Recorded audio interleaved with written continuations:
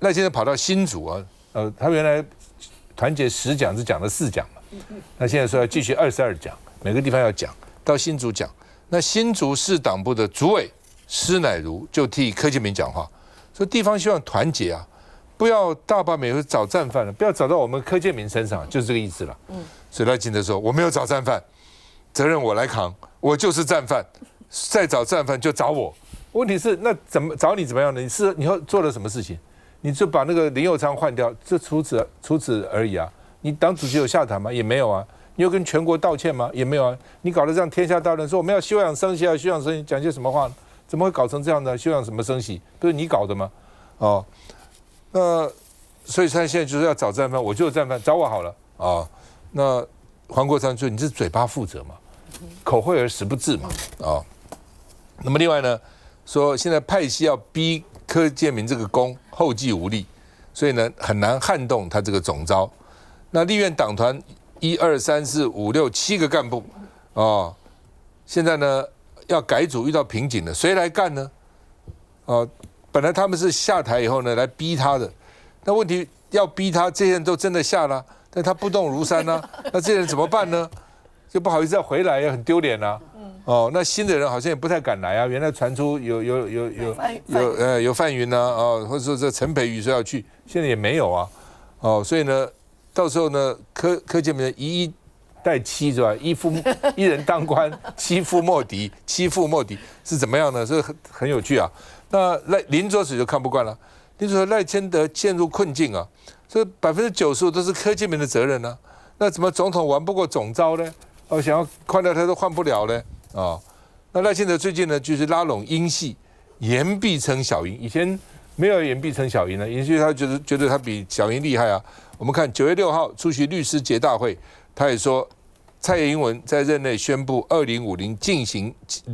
所谓净零转型目标，重申这也是我的政策，我的目标。然后呢，最近就有媒体访问也说劳工薪资啊，蔡英文呢8年调了8次啊。而且呢，0到6岁国家养啊，这是福利政策，又提蔡英文。然后呢，9月10号，民进党召开中常会，他也强调有3个政策擘画：国安、国防、经济发展、社会福利、社会照顾。这是蔡英文到他3个任期第10年都在继续做的事啊。蔡英文2个任期，他现在跟着3个任期，已经干了10年了。所以呢，他们就说，因为现在民进党士气低迷。而且呢，这个他说这个赖清德的照进形象是被在野党丑化的，赖清德本来不照进的，被你们讲他很照进所以呢，现在讲蔡英文呢，证明自己稳健执政，我们看一下。作为新北市党部主委立委苏巧慧周3来参加民进党全国地方党部主委会议，而与会人士转述在最后临时动议阶段触及是否该撤换柯建铭等相关议题。支持者会觉得说，在这个时间点上面，其实因为这是党共同做的决定，那事情的成败也不会在一个人。所以应该是要团结，应该是大家共同承担呐。那我们可以检讨策略，但可能不适合检讨人呐。新竹市党部持续做柯建铭坚强的后盾。过去这个周日，总统前往新竹也有类似声音。在大罢免的过程中，他几乎是倾尽他的全力不是说声援，是我们都还是以总召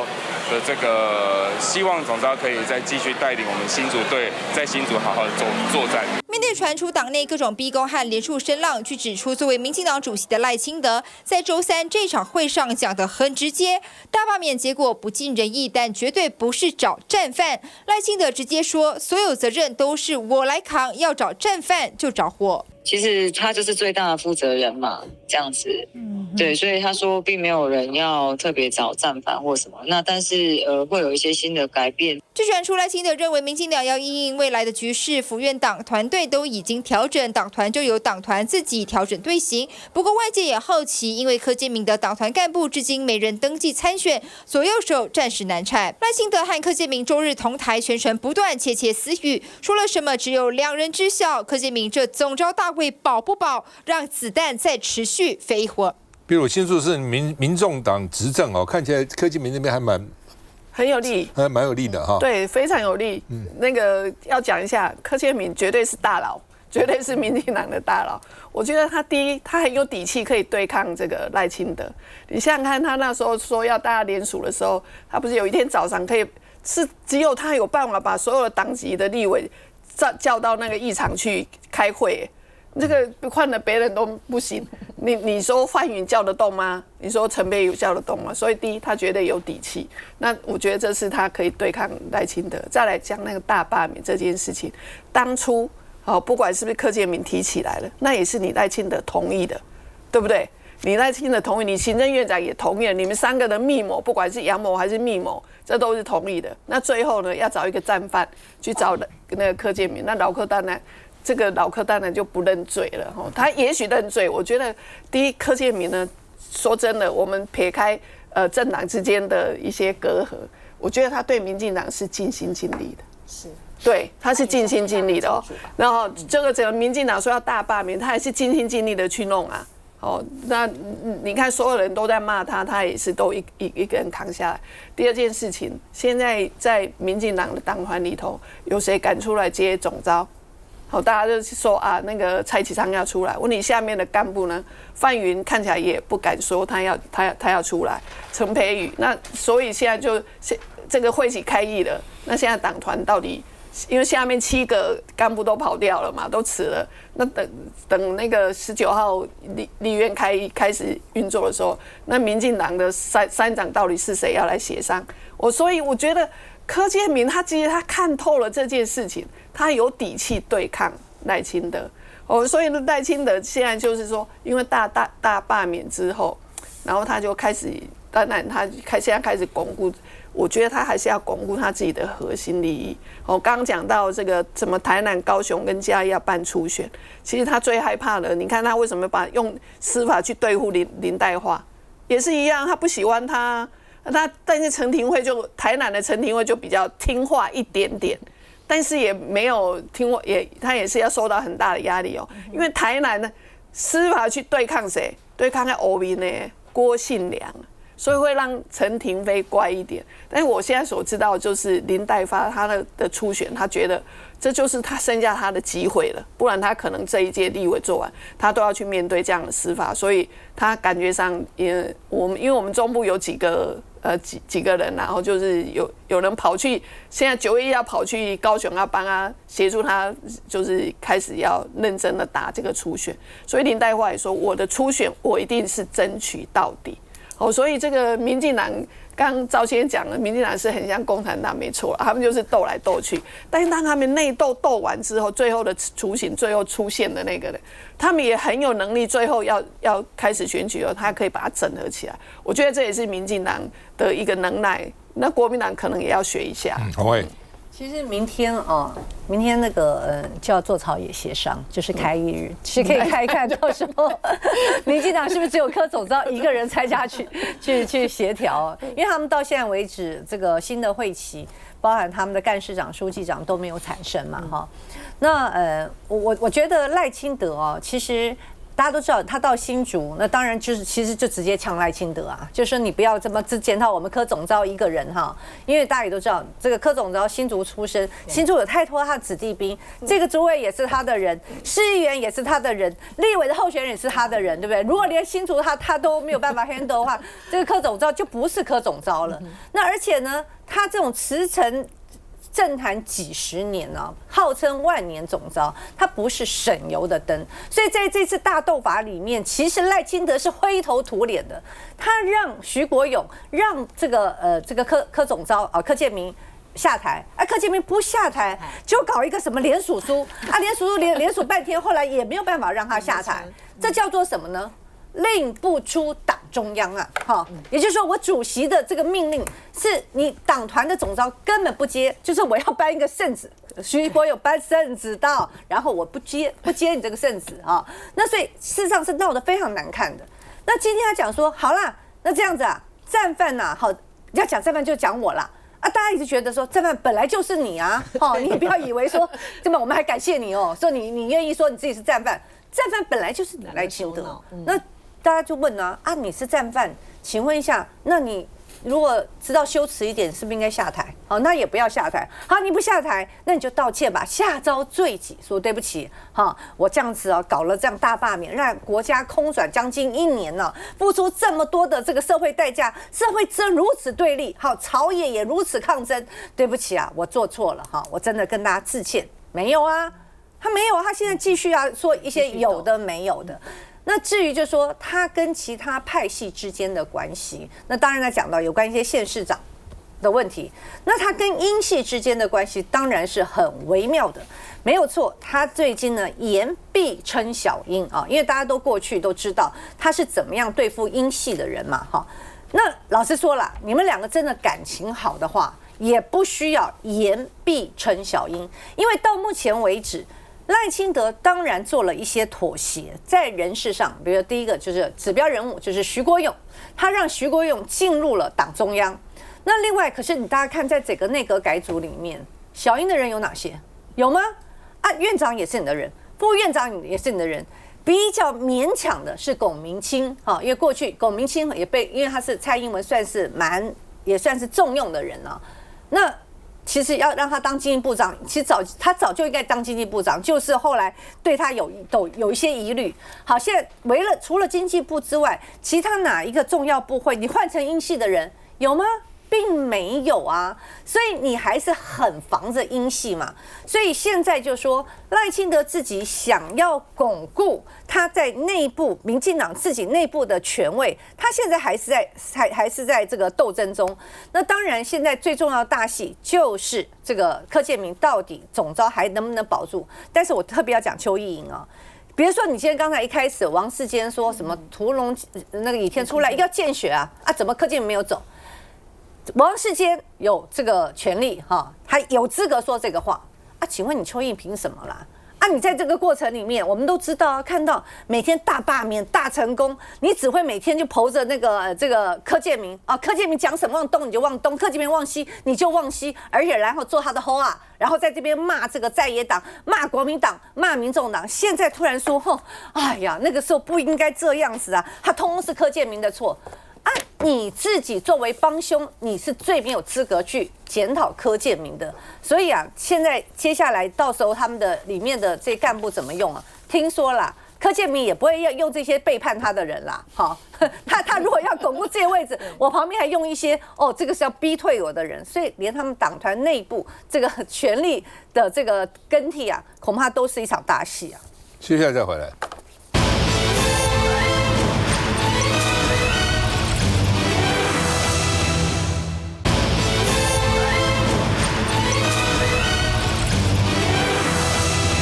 好，什么叫这个时间重叠？就是一方面柯文哲的案子还继续在开，一方面呢检察官又抗告说柯文哲应该继续压，所以两个案子这个同时在进行啊。那另外呢，柯文哲说呢，检察官编故事，他说新的被子打一打也有灰尘嘛，你怎么在那边故意吹毛求疵所以一定要你检察官要找麻烦，任何事都可以被你找麻烦了。就像新被子，明明这个人好好的，没有什么问题，打一打你就把灰尘这有灰尘，被子不好要换，因为他被子有灰尘那另外呢，这个柯文哲羁押抗告才分案，这个时候这个法院呢这又开始激辩主要是说这个检察官希望把柯文哲押起来，说因为他当时跟同案的证人来接触了，什么证人呢？说跟陈志涵这些人同台啦、同车啦，那说柯文哲始料未及，他不是故意，他怎么想到这些人变成你变证人呢？说如果说是同案证人的话呢，可能有200-300个都是像周瑜修这样的证人，那这样的话是不是柯文哲跟谁都不能够联络呢？不能接触了呢？那另外呢，现在柯文哲分到的抗告这个审判长，就是8月的时候曾经裁定要延长羁押确定的审判长，所以换言之，他说以前把他压过，是不是这次要把他压起来？不过呢，还好了他其他的法官，受命法官、陪席法官跟上次不一样的，这个审判长跟上次一样的理论上讲，他们3个要讨论的，甚至必要时候还要表决的那另外呢，这个政治现金案也在开庭了。那台北地方法院传周瑜修就民众党的秘书长了那黄国昌这是检方政治办案他说周瑜修当时只是在基金会工作所以在基金会工作，你们都要说什么背信啊，什么乱七八糟，这是侵占的。那民意代表政治委多少人有基金会啊？你都去查一查，都抓起来算了。黄国昌意思说你故意来政治办案。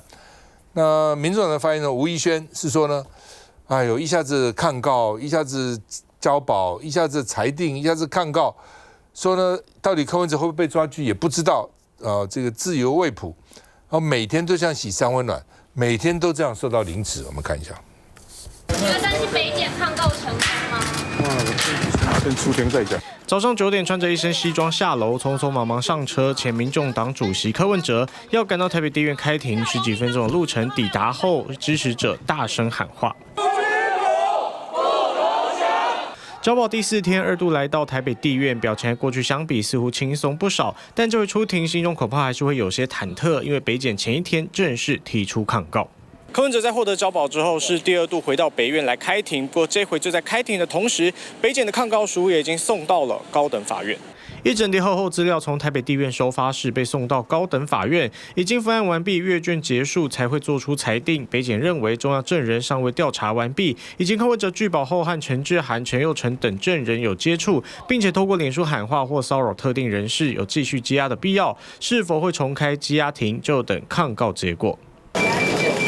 而这回开庭针对政治现金案，柯文哲和李文宗被指控涉嫌挪用众望基金会827万捐款，其中还用来支付民众党秘书长周瑜修12万的月薪。上午传唤周瑜修以及木可公关员工李婉萱出庭作证，黄国昌再次痛批检方。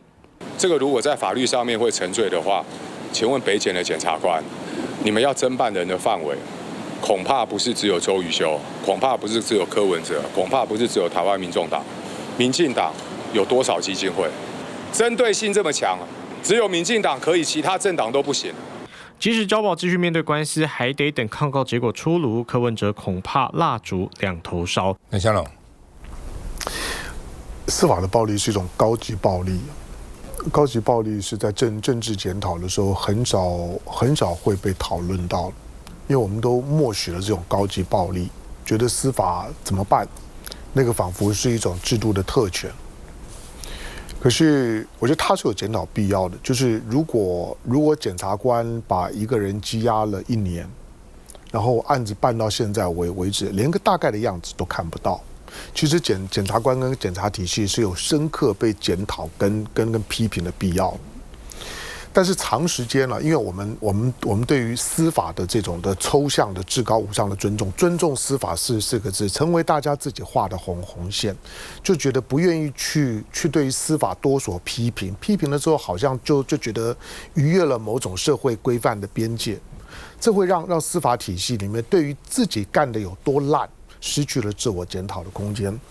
我如果是检察官，我如果用这种的手段，用极端的手段，该压的通通压了。连边缘的人呢都已经压了1年了之后，到现在我还没有办法让社会知道说这个案子到底是一个怎么样的案子。我一定会有自我检讨跟自我处分。检察体系是一条边的，你检察总长对这种事情没意见吗？我不是在说政治有没有介入司法的问题，我是纯粹就一个办案的品质。众所瞩目、社会关注的案件办了1年之后，大家都还不知道是怎么一回事情，仍然是各说各话。除了不断的透过媒体的放话之外，我们没有多知道什么。就是今天，如果我们的检察体系的办案能力是这个样子，那他没有检讨的必要吗？他当然有检讨的必要啊。今天我倒是很想看，就是检察官的抗告，你如果要抗告，那你就认真一点。我还蛮想看看你抗告成功，或能不能把柯文哲再压回去，在压回去的那一刻，你可以看看这个社会会怎么反应。换句话说，今天你整体来讲，大家好像行礼如仪的 ，OK， 那就是呢暂时的就交保了7000万了，交保了之后呢，我就能行礼如仪的抗告的时候，大家基本上都认为就抗告不会成了，我都已经交保了，还让你再抗告成功，那我算什么呢？你又没有任何的新事证，只说呢他跟陈志涵见面，跟谁见面，这算啥呢？这是呢你交保的当时你早就知道的事情，因此我还很巴不得看到你抗告成功，我很想听听看这个社会的声音是怎么去看我们的司法。这个案子真正的可怕是让大家对司法看不起。就是我们的司法体系有没有意识到这件事情？办案能力这么烂的检察体系，你该压的全部压了，全部压了之后，1年之后，我们也都希望你逮到柯文哲的一些具体的犯罪事实，我很想看呐、我不是柯粉，我就想看看你是不是真的抓到了，让我觉得柯文哲是应该关的证据。可是我讲不出来，因为我看了半天之后，我没有看到什么嘛。那你现在仍然在那种的程序当中纠缠，没有任何呢实质的东西可以让我们呢稍微自我说服说，检察官的羁押呢有点道理，检察官的抗告有点道理。大家怀疑或者呢去闹场的那些什么歌的有点道理，我都没有看出道理。我说了，我不是柯粉，我跟民众党呢也没有什么渊源。可是你起码让我们这些呢在看事件、看新闻的人，我看的时候，我觉得对司法的尊重呢是有点道理的。我现在都觉得对司法的尊重呢是没有道理的。我们刚刚在讲到柯建铭的，柯建铭留下一个根本的难题，就是今天作为总统，一个少数的总统，如果在立法院里面有一个他叫不动的总召，那这个制度要怎么运作，我就没有办法想了。这纯粹呢从民进党的立场来看，可是呢当民进党遭遇到重大挫败了之后，不只是呢这个民调呢创新低，那党团的成员呢都跑光，现在呢明天呢就会变成是一个人的50，一个人的党团，大家呢把它当作是笑话看。我不知道今天的民进党的党中央，既然你赖清德呢说自己是战犯，可是呢你又没有任何下诏罪己的动作，战犯自认是战犯的时候，你起码斋戒沐浴呢3天不出门，让大家呢感受到呢你有真正发自内心的忏悔，也没有，你党主席呢也没有任何的请辞，或者是呢自己呢就是说呢惩处的动作都没有。可是那你可以做一件事啊，如果你真的觉得呢柯建铭呢你看不下去，摆在那个地方呢摆烂，好像大家当笑话看，你就把他不分区立委拉掉嘛。不分区立委，你党中央你还是党主席，你总可以办得到的。把他的不分区立委拉掉了之后，后面递补上去就好了。你想用谁就用谁，你为什么不敢呢？为什么让这出呢总统跟总召之间呢隔空呢互相喊话的烂戏一直拖着？今天民进党的根本的问题已经不是总召的问题，也不是单纯总统的问题。我觉得台湾人有必要呢从一个比较高的高度看待台湾当下的困境。我还没有看到过哪一个领导人他同时遭遇到党内跟党外、国内跟国外所有的战略资产都被掏空的。在党内呢叫不动，在党外呢叫不动呢，在国内呢叫不动，在国外呢也走不出去。赖清德，我估计他8月份呢没办法呢去美国、去中南美洲之后呢，我未来基本上都不看好他还有出国的机会。以现在的国际政治的气氛，政治资产被掏空。你的台湾现在几乎呢没有稳固的战略基础，你所有看到的大的形势上面的演变，对台湾呢越来越不利。什么叫战略？战略是生存问题，叫做战略。你说今天台湾遭遇到的是生存问题，哪里是你们家里面的总统跟总召呢之间的恩怨而已？这种的烂戏、小的戏码，赶快的处理掉，狠一点呢就把它处理完了。为什么一直拖泥带水？柯文哲既然已经出来了，柯建铭就可以下戏了。柯建铭呢，之所以会一直在那边拖着，就是因为选完之后你不知道怎么样去处理。但是我觉得现在柯文哲既然已经出来之后，戏份上面呢都已经转到柯文哲身上。你没有看到最近的深绿的媒体终于呢又稍微活一点，因为呢要骂柯文哲简单多了，要他们去对柯建铭批评，要对赖清德批评，那个难度呢非常非常高啊，大家越谈越闷。但是呢柯文哲只要一出来之后，随便讲的都可以，大家呢又开始胡言乱语。所以现在呢，既然柯文哲已经出来了，柯建铭就赶快处理掉。你如果把他的不分区立委拉掉，那我就相信你真的想要呢让民进党的党团的恢复运作。休息一下再回来。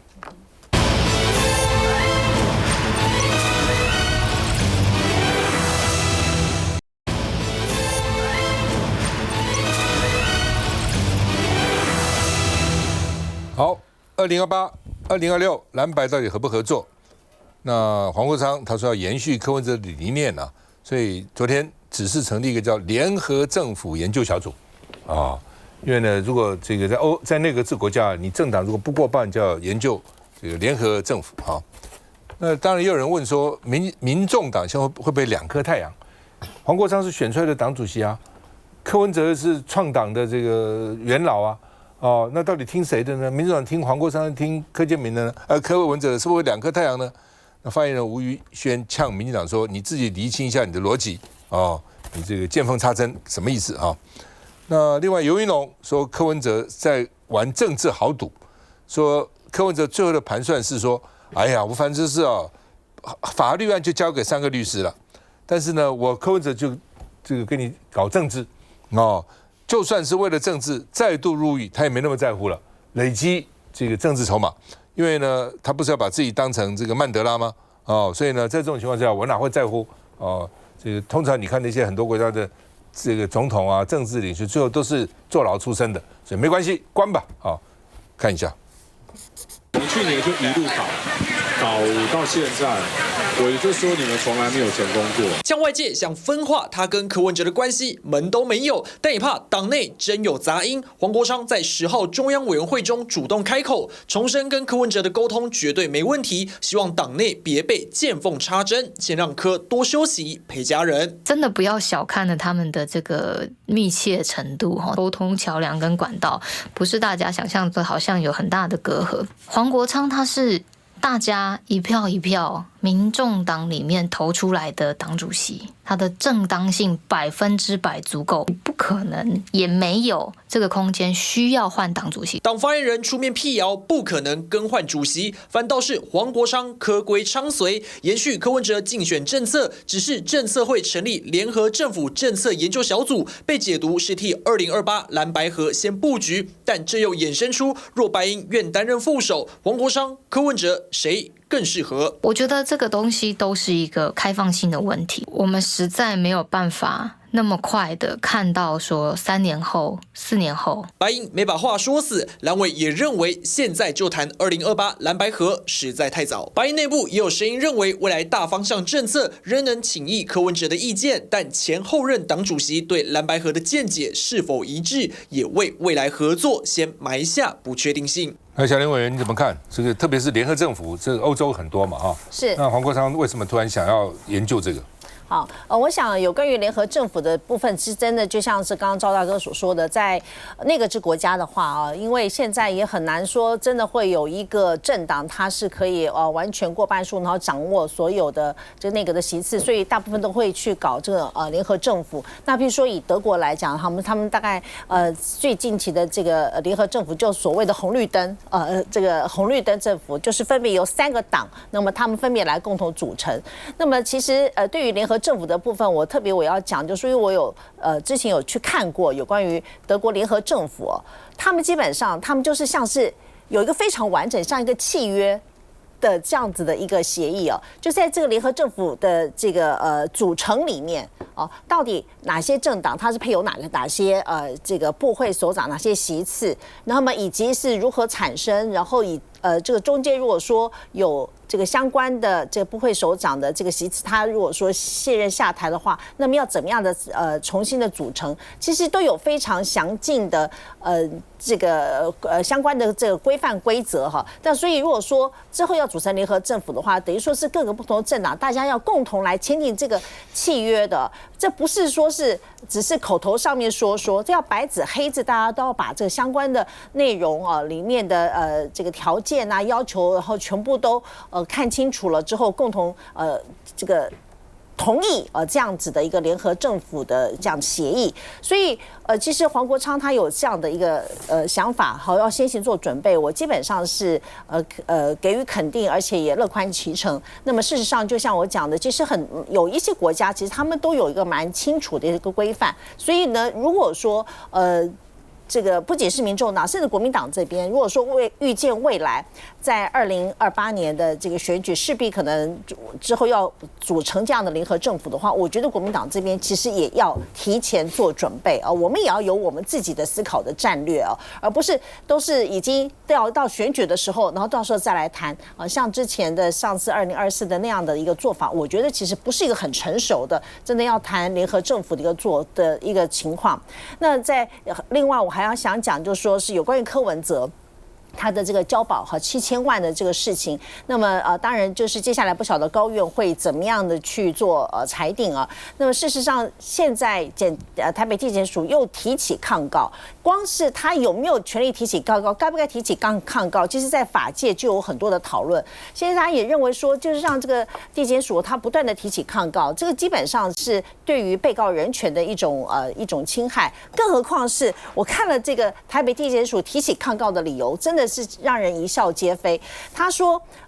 到目前为止，他们还有5个证人，包含黄珊珊在内的5个证人是没有经过，还没有进行交互诘问的。也就是说，1整年的时间，他们呢就慢慢拖，该问的不问，该传讯证人的也不传讯，然后所以就因为这样的理由，可以去再羁押柯文哲3到半年吗？那么还有另外就是说。这个陈志涵说他这个柯文哲那天出来之后，然后说是因为同车，但是其实陈志涵并不是所谓在证据清单当中所列的证人。所以这个部分其实也是有讨论的空间。然后还有一个很荒谬的理由，就是说，因为柯文哲呢，他虽然说人在这看守所，但是他有授权他的脸书小编可以在外面发文，所以由此可见可能会有串供啊等等这样子的一个疑虑。所以我坦白说，我真的希望就是说高院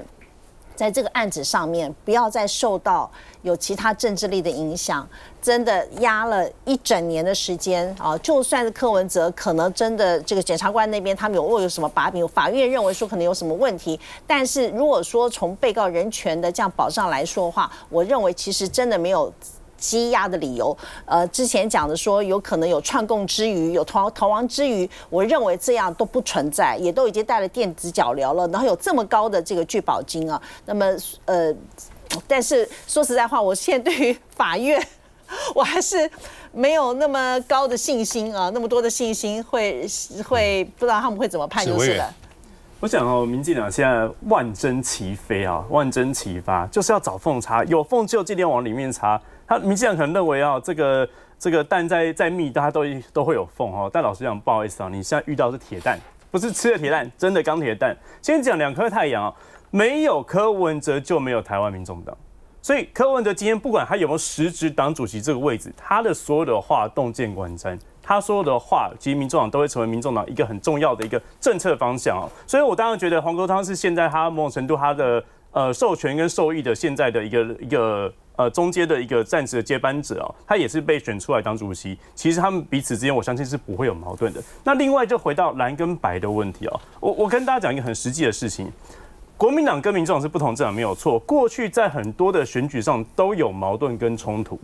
但是这一次是国民党跟民众党少数真的有实质合作。合作在哪里？过去这一届立法院里面的议案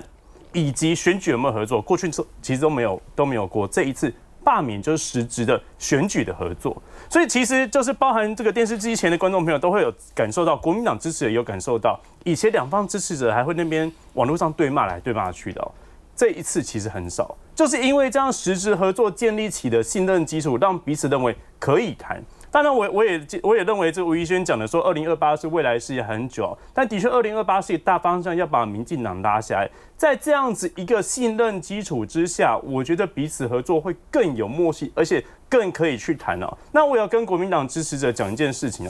大家不要妄自菲薄就是合作的基础是希望把民进党拉下来，这共同目标。因为不合作，就像这样子嘛。柯文哲被司法迫害，国民党立委被大罢免的政治清算，所以合作才可以把这个国家导致更正常化，把民进党拉下来。但过程当中，国民党也要自我茁壮，民众党也是一样，彼此在合作里面良性的竞争，我们把各自变强，先把主要敌人民进党拉下来。变强的过程当中，也各自让彼此支持的越来越支持这政党，这才是一个合作一个比较良性竞争一个默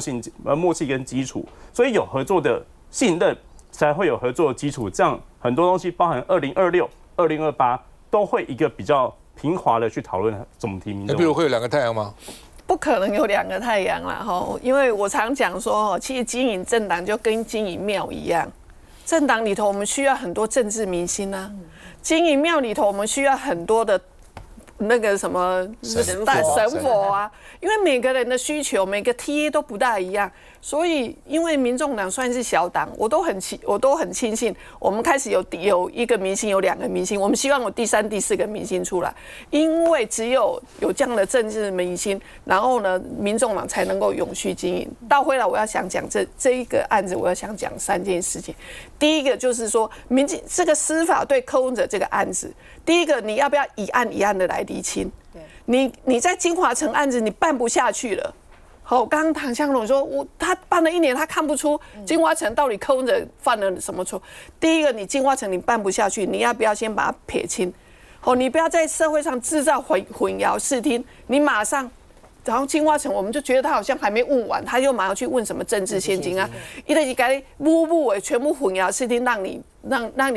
老百姓搞不清楚。说穿了，你只是要毁灭柯文哲一个青年的形象嘛。好，第二，抗告这件事情呢，我想在这里呼吁一下我们的检察官，你也够了。过去3次4次的抗告，我觉得你够，你再抗告下去，我都怀疑你是不是跟柯文哲有什么恩怨情仇。这个已经是悬念，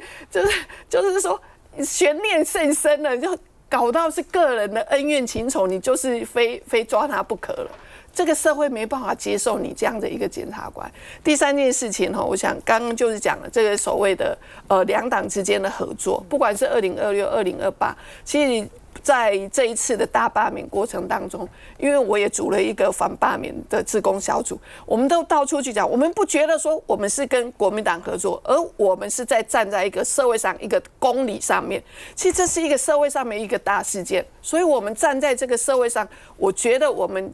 有政治人物有必要站出来，让大家知道这个大罢免是无厘头、毫无道理的这件事情，所以他可以撇清说不是什么蓝白合作，而是说这个是一个社会的一个公益事件，我们需要去做。那至于之后的2026、2028，我觉得我同意刚刚那个翁小玲那个委员讲的，2党的合作必须可能要组个小组，那彼此之间可能要有个什么专员就是沟通的，那这个要长时间把两边之间的理念都要理清楚。这不是说突然间要选举了我们再来合在一起，合不起来了。这个需要长时间就要培养。休息一下回来。